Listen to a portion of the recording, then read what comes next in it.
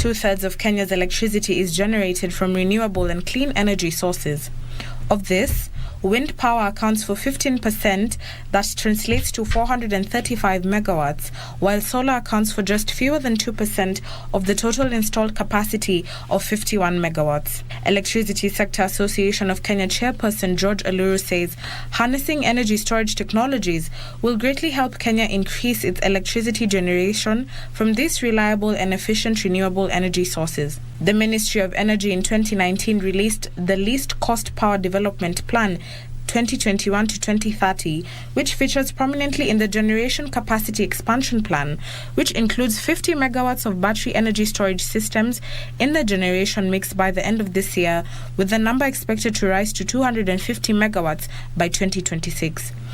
Kenya aims to improve energy reliability by updating and expanding the national power transmission and distribution network and connecting 2 million new consumers under the Energy Master Plan. There is no current framework in place for the integration of battery energy storage systems in the country's generation mix, with IPPs saying there is a need to integrate the use of battery energy storage systems technology. Nduta Mokami for Lunchtime News. Meanwhile, the United Arab Emirates plans to build a new Red Sea port in Sudan as part of a $6 billion investment package that includes a free trade zone, a large agricultural project, and an imminent $300 million deposit to Sudan's central bank. Here are the details of the story and much more across Africa. Western donors suspended billions in aid and investment to Sudan after the coup, plunging an economy that was already struggling into further turmoil and depriving the government of much-needed foreign currency. The $4 billion port would handle all kinds of commodities and compete with the country's main national port, Port Sudan. The package includes a free trade zone, a large agricultural project, and an imminent deposit of $300 million to the Central Bank of Sudan. This would be the first large deposit to the bank since the October 25th military coup, after which a lot of financial aid and investments from Western donors was suspended. This plunged Sudan's already struggling economy into more turmoil and deprived the government of much-needed foreign currency. Elsewhere, Egypt, Lebanon and Syria have signed an agreement to transport 650 million cubic meters of gas annually from Egypt to Lebanon via Syria. Under the agreement, the gas will be pumped through a pipeline to the Deir Ammar power station in northern Lebanon, where it can add about 450 megawatts to the grid, equivalent to about 4 additional hours of electricity per day.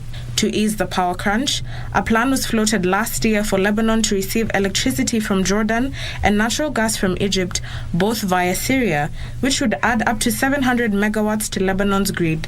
Finally, amid fuel scarcity re-emerging in states such as Abuja, Oyo and Lagos, the Independent Petroleum Marketers Association of Nigeria has lamented the displeasure of its members to operating under harsh conditions. Long queues have returned to several areas due to the closure of some petrol stations emanating from the scarcity of the product.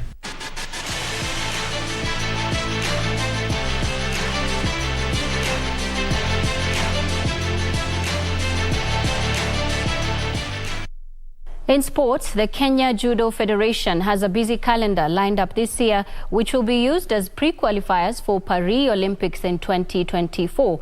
They will host the Africa Junior and Cadets Championships for the first time at Kasarani next month, before the Africa Senior Judo Championship next year in May. Countries which have expressed participation in the Cadets and Junior Championship include, among others, Algeria, Tunisia, Cameroon, Nigeria, Tanzania, Uganda, Senegal, and South Africa, who will use the championship to qualify for their World Championship in Poland in October this year. The seniors will use the Africa event to qualify for their World Championship in Uzbekistan. The Kenya judokas, on the other hand, have earned themselves a scholarship to a 3-month camp in Budapest in preparation for the World event, where they are expected to better their performance. The Kenya judokas to the 2022 Commonwealth Games are expected to join their compatriots in the Budapest camp before they head to Birmingham for the Games. He's the African champion in the plus 78 kgs, Perista Busire, and the man is a plus 100 silver medalist. In my first appearance in Commonwealth, I think people should be hopeful because we are representing, we know that we have more than 45 million people on our shoulders. We have to make sure that the Kenya flag flies high. And this time round in judo, we are going to see change. And if it's not gold, then it's gold.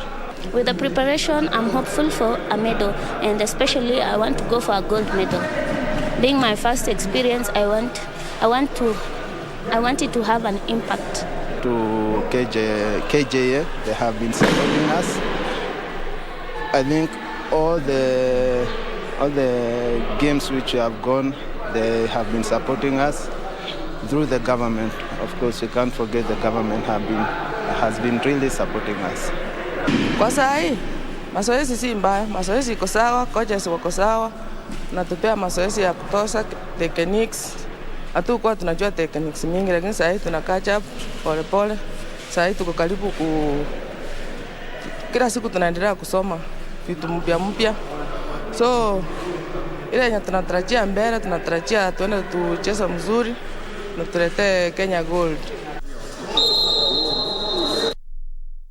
And National Olympic Committee of Kenya has launched the Archery Sport for Peace project in Mount Elgon area, Bungoma County, with inter-county competitions beginning today. 80 participants from 8 counties of Bungoma, Trans Nzoia, Teso, West Pokot, Elgeyo Marakwet, Uasin Gishu, Baringo and Nandi have converged at Mayuba Stadium in Sirisia sub-county for the training. The program aims at converting cultural practices of using bows and arrows for hunting and cattle rustling into modern sports. The second part of the project will be launched in Kajiado in July.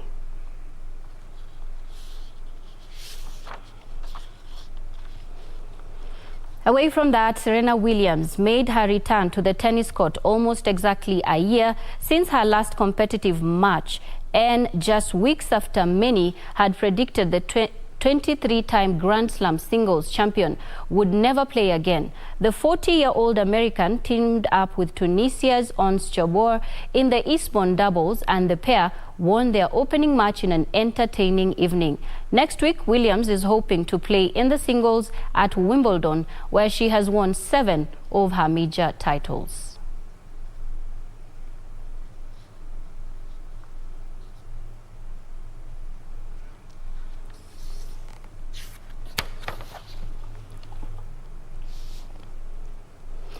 Thank you so much for staying with Lunchtime News. We have come to the end of our bulletin, but more news on our website at www.kbc.co.ke.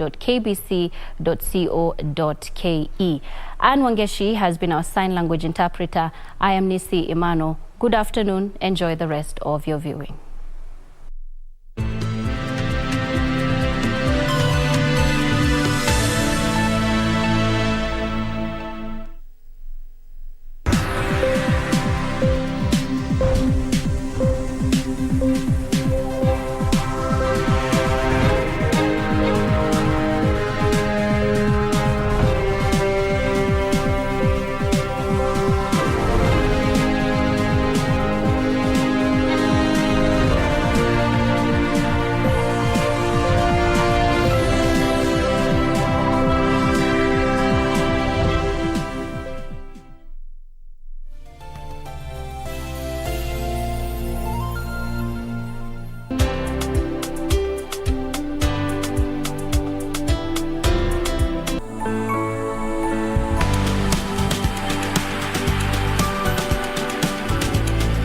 Every day, we empower our members to unite, to inspire, to triumph.